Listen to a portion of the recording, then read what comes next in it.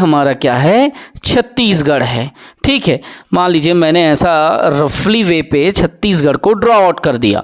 तो छत्तीसगढ़ को जब मैंने आपके सामने ड्रॉ आउट किया तो आपको क्या समझना है कि इस बेल्ट में जो निवास करता है ना, ये क्या है, ओरांव जनजाति है, अर्थात इसका सघन एरिया उत्तर वाले एरिया में है।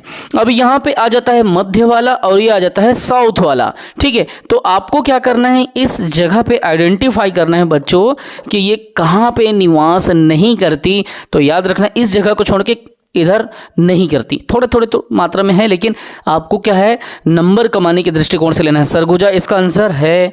कोरिया में तो करती 6, जसपुर में तो करती है, तो कबीरधाम दिया है, कबीरधाम में नहीं करती। कबीरधाम कहाँ है, यहाँ पे है।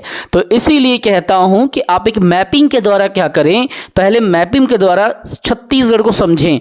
देखें कि उत्तर छत्तीसगढ़ में कौन कौन सा जिला छत्तीसगढ़ के अलावा दूसरे राज्यों से भी समाहित है, किस किस जिलों को कौन कौन से जिला टच करता है। Then you can create a logical answer according to mapping. ठीक है, ओके बच्चों, नाउ इस बात को समझिए, इस क्वेश्चन को देखिए। एक अच्छा क्वेश्चन है, सन 2012 में पीएससी प्रीलिम्स में पूछा गया था। तब तो मैंने इसका अटेम्प्ट ही नहीं दिया था, मैं सबसे पहला अटेम्प्ट 14 से दिया हूं, जिसमें मैं फेल था और 15 से पास था।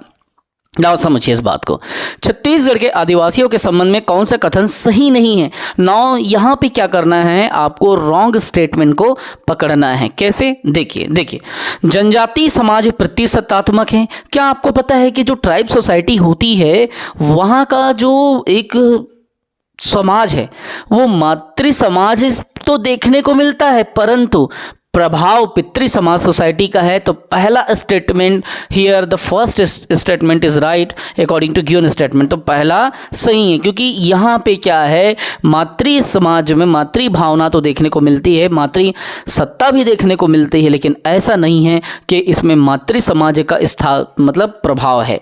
इसमें पितृ सत्तात्मक सत्ता ही एक वर्चस्व करके रही है। जैसे हमारा देश प्रारंभ से ही हम राजा राठियों को ज़्यादा जानते हैं।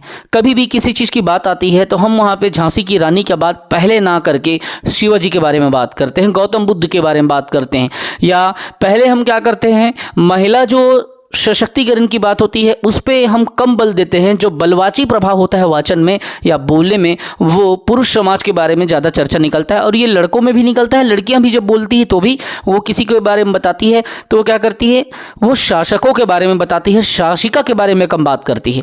तो इन चीज़ों से क्या आपने सीखा, इससे ये समझ में आता है कि हमारे यहाँ का जो सिनेरियो है वो क्या है, पितृसत्तात्मक रहा है प्रारंभ से। इसीलिए आज भी जब कभी भी शासक और शासिका की बात आती है तो लोग आज भी शासिका को छोड़ के